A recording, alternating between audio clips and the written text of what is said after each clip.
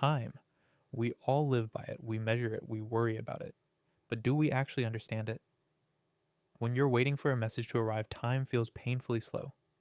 But when you're lost in something you love, hours vanish in what feels like seconds.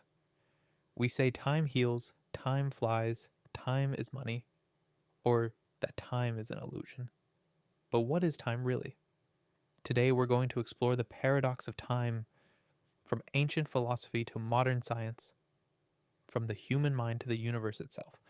And by the end, I want you to ask yourself not just what time is, but what it means for your life.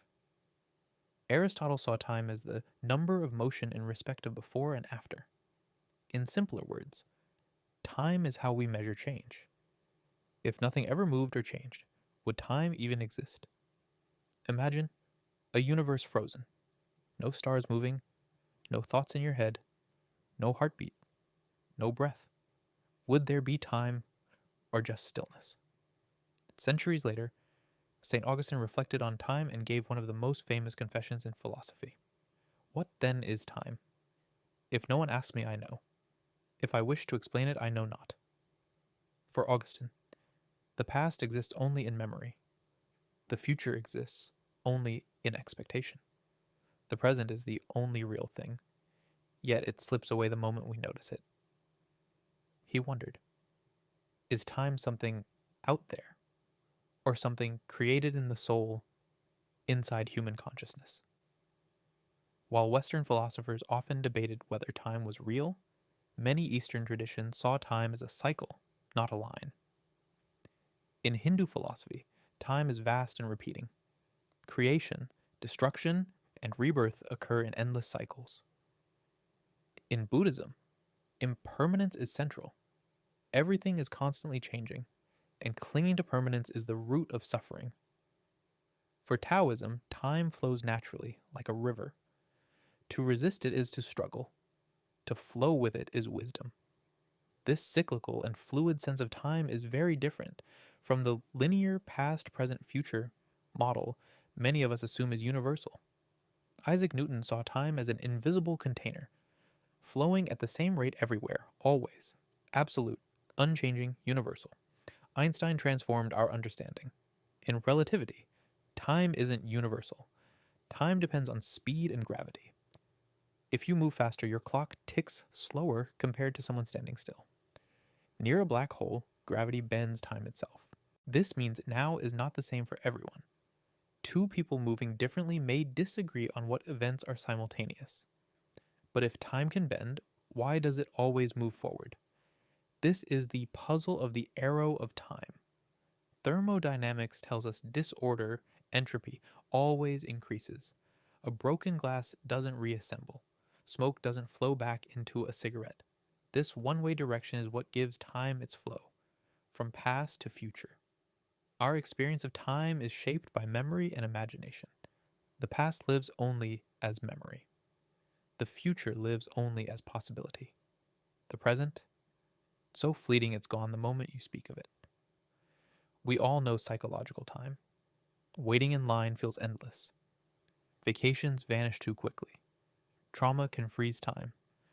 Flow states, like playing music, writing, or sports, make time disappear. Our brains don't measure time objectively. We feel it, and that feeling shapes our lives. Philosophers like the Stoics constantly reminded themselves, memento mori, remember you must die. Death gives time urgency. If we lived forever, would time matter at all? Presentism. Only the present exists. The past is gone. The future hasn't happened. Eternalism. Past, present, and future all exist equally. Time is like a block, and we're just moving through it. Einstein's relativity gives some support to eternalism. If time is relative, maybe all events already exist in space-time. Martin Heidegger argued that time isn't just something out there, it is part of being human. To exist is to exist in time, to be aware of our finiteness, our mortality. Bergson criticized physics for treating time like a line on a clock. He said real time, duration, is lived, felt, and cannot be reduced to numbers. Time, as science describes it, isn't the same as the time we experience. If time is real, then it's the most precious thing we have. Money can be earned again, but once a moment passes, it's gone forever.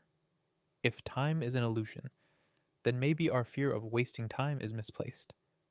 Maybe every moment is eternal in its own way, because we are always only here now. Think of music. A single note by itself means little, but a sequence of notes stretched across time creates melody. The beauty of music requires time. Life may be the same. Its beauty comes not from freezing moments, but from letting them pass. So, what is time? Is it an illusion of the mind? Is it the fabric of the universe? Is it a measure of change? Or is it something we can never fully explain? Maybe the real question isn't what time is, but how we live within it. Because one truth is certain: your time is limited. And what you choose to do with it, that's what gives it meaning. So the clock keeps ticking. The question is, how will you spend the time you're given?